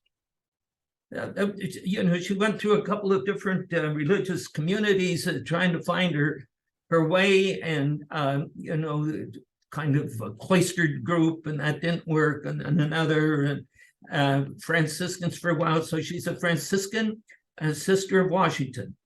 So it's a special little group that came out of that, and she's wonderful to listen to. And she runs an operation called Christogenesis, so you can find that on the web too. And she has a lot of stuff that she puts in there. So I mean, it's beyond my ability. I mean, I'm trying to absorb it, but it can go. I remember asking Herbert once, had he ever met Desjardins? And his answer was yes, but I didn't know it at the time. He was a scholastic at St. Ignatius on the upper east side of Manhattan. And the superior told him, oh, there's this priest coming in from France to stay a few days. We want you to pick him up at the airport. And he's asked that if there's time, he'd like to go to the zoo. And Herbert says, okay. And picks up this priest. And he didn't know about it at the time, apparently. And takes him to the zoo. And I said, well, what do you remember about his reaction at the zoo? And he said he was absolutely, utterly fascinated by giraffes. Huh. You know, who knows why? Who is this fellow? This was your brother? No, the this fellow that was picked him up? the Jesuit that so influenced me and Ned and John Grimmer. I see. Yeah, Yeah. Robert Ryan. yeah. I think Was there's a movement actually in theology. I'm not terribly familiar with it, but Ilya is part of it, I think. I just started reading a book called Backpacking with the Saints, which is a spiritual book. Wow. Which is a spiritual book written by a retired professor of theology. I don't know if he's Catholic or not, but he's a good theologian from what I can at least initially get. And it has to do with this kind of growth towards that unity between us and nature, etc., where we've kind of cut it off because of the biblical injunction to dominate and increase and multiply, etc., and how we understand that. And I'm just started it, but it seems to me there's more, because you're hearing, for instance, people now begin to talk about, well, when your pet dies, is it just a bunch of ashes put in the ground and that's the end of it? And there are some people beginning to say, well, no, that's not the end of it, etc. So there's this expansion, kind of creeping expansion, it seems to me, that's going on, that's moving our theology out from simply the salvation of individual souls, if you will, to a kind of expansive view of the presence of God in all of nature that has kind of a magnetic attraction towards him, even for those people who may not be living, exemplary lives, in time. I don't know if anyone else has noticed that kind of creep. What kind of, do you know the guy's name, Frank? Which one? The theologian you were just talking I about? can get it. You just hold on a minute. Belden C. Lane. I'm going to send you the Amazon link to it. Thank you, Tom. Thank you. Yeah. Thank you. This is an Backpack. example of Delia. So it's the hours of the universe, and it's a collection of essays of moments in her life, and they're kind of brief over a number of different topics, but she's so grounded in Teilhar's thinking, and she knows, she was a chemist, she knows what that stuff's all about. She's deep into theology, living in a wavy universe, quantum edge Catholicity, mercy and the humility of God in the midst of pain. I mean, she writes wonderful stuff. I mean, she's really God. She's got matins, lauds, prime, terce, sext, none, vespers, or known, vespers, compline. Mhm. How many of us still do those? Mhm. Well, there was another article that kind of ties into this a little bit by Dan Horan. Oh, yeah, yeah. CR. Oh, yeah. And, it isn't my theology. I'm not such an arrogant thing to say this is my theology. But I'm increasingly wondering whether or not Catholic theology has been so overwhelmingly influenced by salvation of souls, namely that we are sinners and we're graced by Christ coming to save us from our sins. And that's true. I can tell you, I'm a sinner. I know. I'm graced by him coming. But the other side of it, I was thinking of it during the Feast of the Immaculate Conception. When we say Immaculate Conception, we think, how do we explain that? We say, well, she was preserved from sin. But did Jesus, when Horan talks about this, he puts it in terms of love. But was Jesus really attracted to become human because he knew what Nancy Pelosi said, is cherish the spark of divinity in each and every one of us. And that he was coming also to affirm the fact that Mary was not simply saved from sin, but she had the beautiful, noble human qualities of commitment, of courage, of being able to give herself with abandon in the face of such a ridiculous request. And is that whole half of our theology, what I call the half full glass, somewhat neglected, and therefore has had a kind of a negative. So for example, the right will say we're the church of nice. Well, maybe we shouldn't take that as an insult. That in fact, Jesus didn't come simply to save us for our sins, although he did come for that, but he also came to affirm. So we have a developed theology of what it means, what Imago Dei means. Is that just freedom from sin? Or that God so loved the world? Is that just freedom from sin? You see where I'm going, or am I? Yeah. I think if you look at the Franciscans, and Haran is pretty good on this, as much as I have grasped him. He's had 100 pieces in the NCR already over, and he's a young guy, he's very youthful, and he's a Franciscan. And what I came to understand is the Franciscans don't think about original sin much at all. It's not about sin. It's not about being saved for our sin. God has this thing that God's trying to develop, and we're moving into that future, and we are to become more and more like God. And yes, we sin, we fumble, we make mistakes, but it's not that's all Jesus came for, was to save us from our sin. Jesus came to get us into the universe, which in a certain sense, Genesis is the creation, something started. So anyway, I think it's a whole different way of thinking. Bob, let me ask you this, Bob. I've been struck over the last couple of months by this kind of way of thinking that you're describing.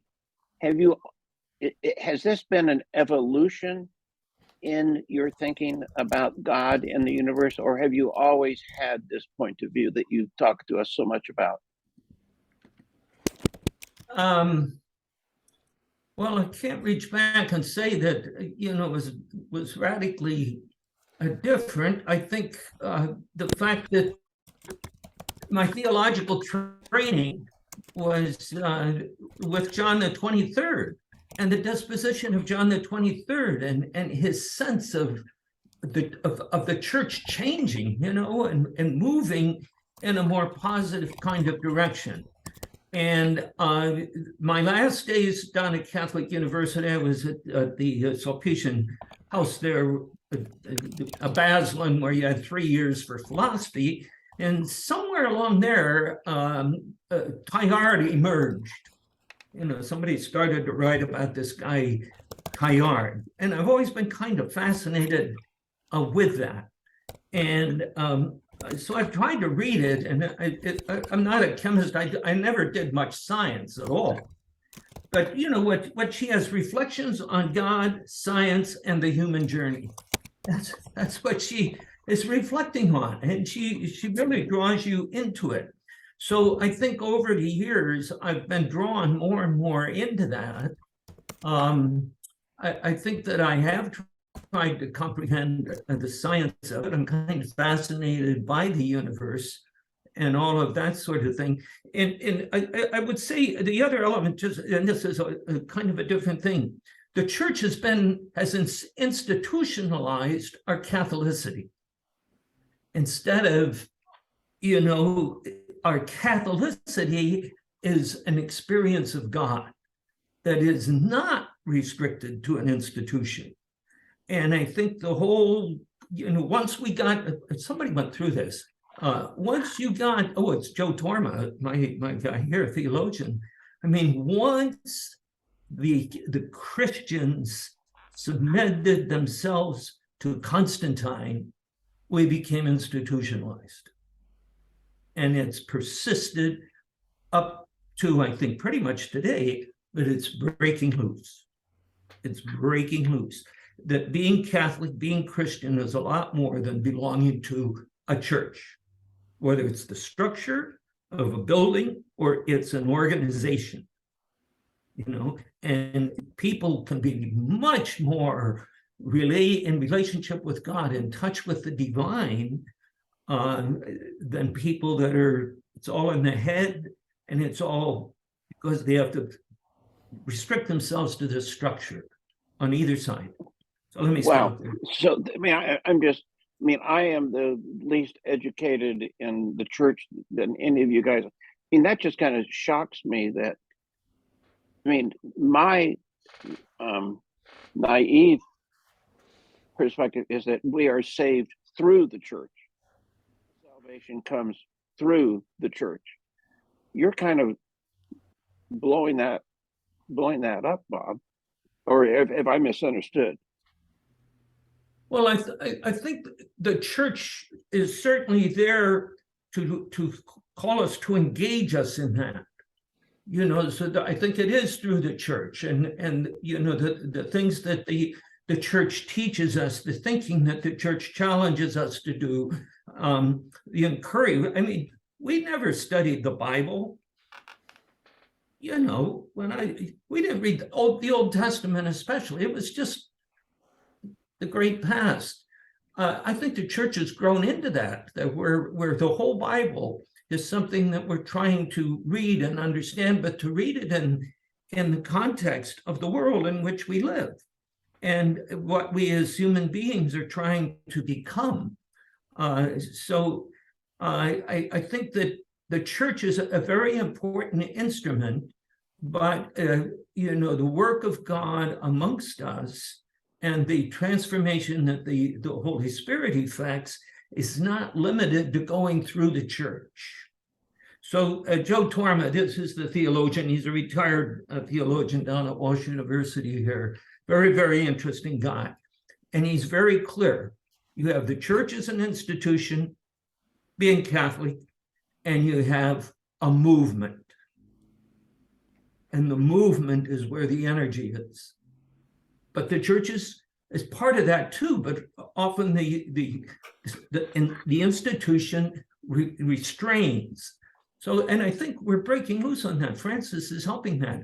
I mean, that we're welcoming LGBTQ people. We're recognizing that the gay persons, and it's real. And it's not like they're bad people, or they're not Christians, or they can't be Christians, or they don't belong in the church. We're all part of one family. So, I mean, I'm swimming, but I hope that addresses your question, Tom. It's not a put down of the church, but it is a kind of a discouragement that there are elements in the church that resist. It has to be the way we're running it. That's the end of it. Okay, let me ask you a question. As a priest, you got 3 priests here.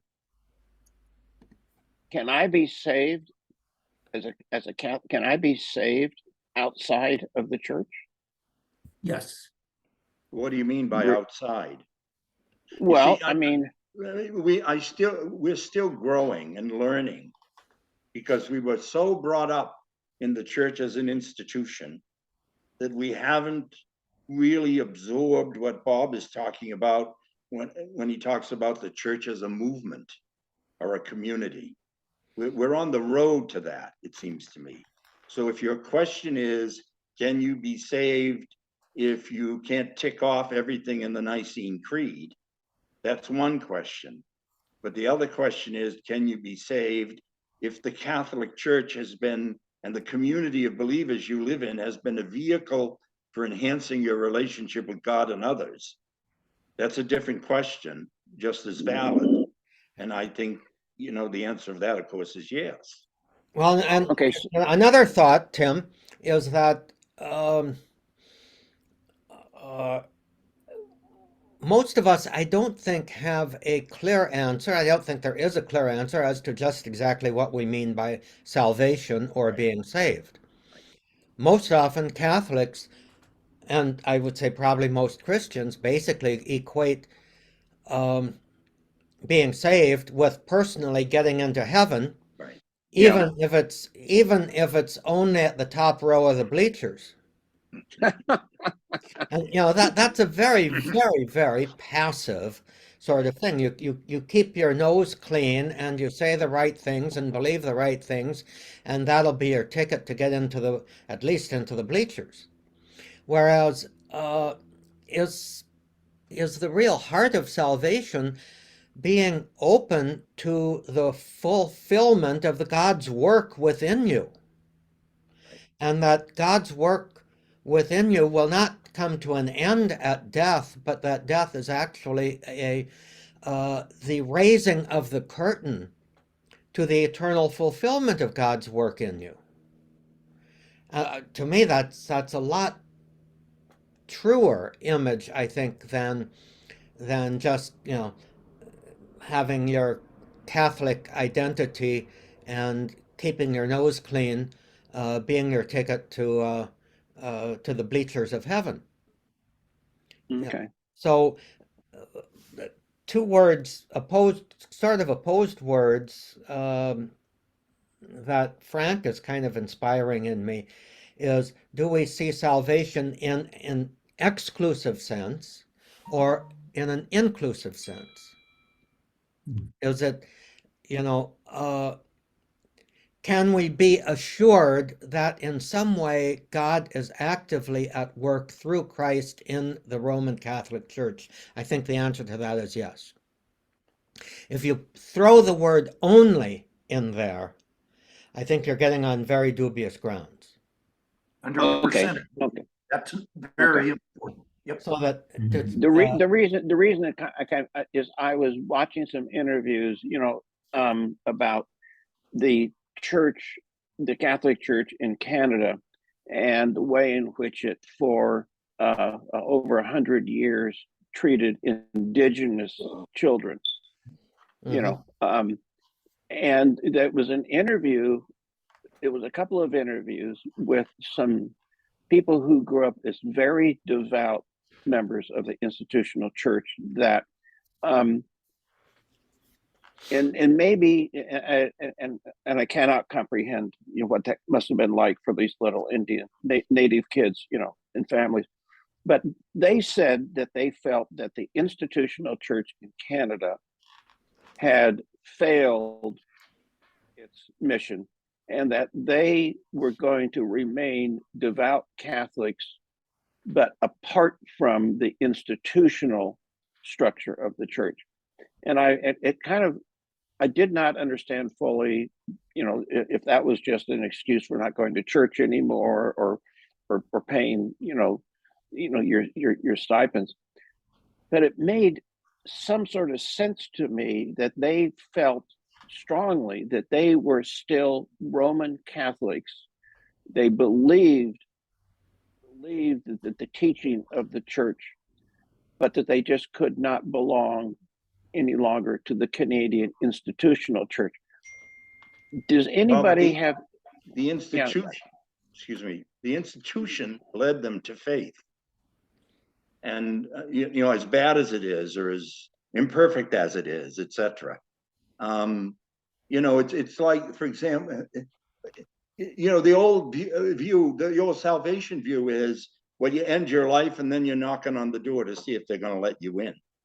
Well, of course, that's kind of like designed to terrorize.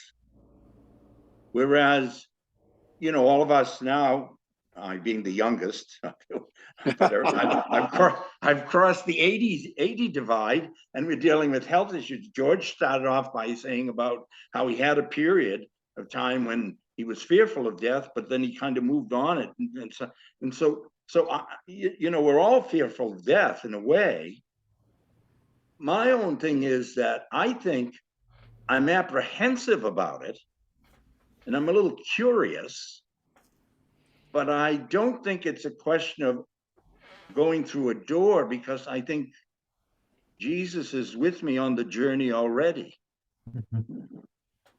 And to the extent that I embrace him and take him into my heart, then I really don't have to have this fear that was imposed on me, say, as a child and a young person, because I was a sinner. I know I'm a sinner, but I'm something else. I'm something more. And that's what I'm kind of struggling with in terms of our theology, that he's on the road with us, and, you know, we're not going through a door alone. And so I think, George, especially with kind of what you've been through, and it seems to me from comments you made earlier that you've kind of arrived at that kind of thing. Same. I don't want to put words in your mouth, but that's what I heard earlier. No, that's what I was trying to say. Can we let Frank have the last word, which he has had, and call it a day? Because morning has broken into afternoon here on the West Coast. And afternoon's broken into evening here. So, Yeah, it's good. Actually, here in North Carolina, it's going to be dark in an hour and a half. Yeah, But, same here. Yeah. and so next Friday is the Friday before Christmas. Do we want to reassemble next Friday? I do. I'll be at but- sea. I'm fine. Yeah, I'm I'm chaplaning fine. another cruise, so I won't be Oh, able poor guy. to. Yeah. He'll be very exposed to difficult. COVID again. Yes. Where you are know you what? cruising to, Robert? You know what? I was so I I'm printed out. okay with next week. Caribbean. I Galveston. printed out Frank's comments on our thing last week, and then at the very end, he says, you know, when we got into conversations about sexual abuse, he said, I'm pooped and will not take up the other issues you guys discussed, because we had talked about, at the end, Johnny, you had talked about feminarians, or was that, you know, anyway. Yeah. And I thought, you know, Fred really must be challenged to kind of come up with his comments about it, because I was thinking we must have touched on 10 different topics today, which is the fun part of our getting together. So it's fun. I enjoy you guys. It Thanks, is Tom. good. Thank So you, Tom. let's finish up simply offering a prayer for however God may want to recognize the venerable Al Gallegos, and if God wants to move him towards the recognition by the institutional church. So we ask that the Lord's will be done, and through the intercession of Al Gallegos, may the Lord's will be done with George and with all of us. And may we continue to walk simply confident that no matter what, the Lord is with us, and the Lord continues to draw us to himself. Amen. Amen, amen, amen. Have an amen. Thank you, Tom. Yeah. Who is Okay. Bye, Gallegos? guys. Who is Gallegos? I got in after you. Who is he? Check my emails during the past week. Okay, thank you. Okay. That's Merry Christmas, everybody. God Thank you. bless you. Okay. Enjoy the cruise. Oh, Thank you. yeah. Bye-bye. Bye-bye. Oh, yeah. Bye-bye, guys.